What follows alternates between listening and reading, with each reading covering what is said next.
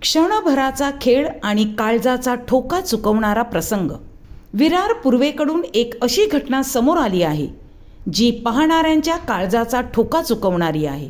अवघ्या 2.5 वर्षाच्या चिमुकल्याचा दुसऱ्या मजल्यावरील घराच्या ग्रिलमधून अचानक तोल गेला आणि तो थेट खाली कोसळला. पण म्हणतात ना, देव तारी त्याला कोण मारी. चिमुकला थेट जमिनीवर पडण्याऐवजी पहिल्या मजल्यावरील पत्र्याच्या शेडवर पडला आणि त्यामुळे त्याचा जीव थोडक्यात बचावला.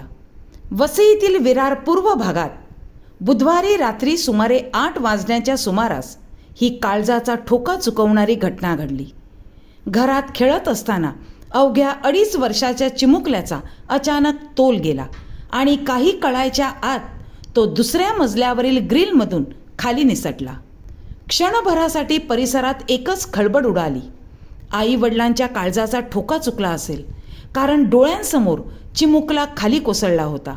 मात्र सुदैवाने खाली असलेल्या पत्र्याच्या शेडने या चिमुकल्याला अक्षरशः मृत्यूच्या दाढेतून बाहेर काढले.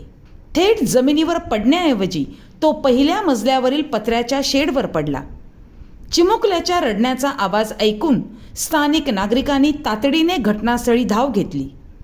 शेडवर अडकलेल्या चिमुकल्याला पाहून नागरिकांनी क्षणाचाही विलंब न करता शिडी आणि उपलब्ध साधनांच्या मदतीने त्याला सुरक्षितपणे खाली उतरवले आणि चिमुकला सुखरूप असल्याचे समजताच उपस्थितांनी अक्षरशः सुटकेचा निश्वास सोडला.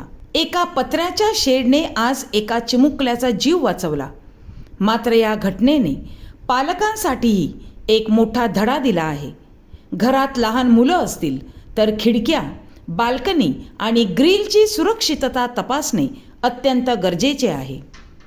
कारण लहान मुलांना धोका किती मोठा आहे याची जाणीव नसते. पण एका क्षणाची बेफिकिरी आयुष्यभराची वेदना होऊ शकते.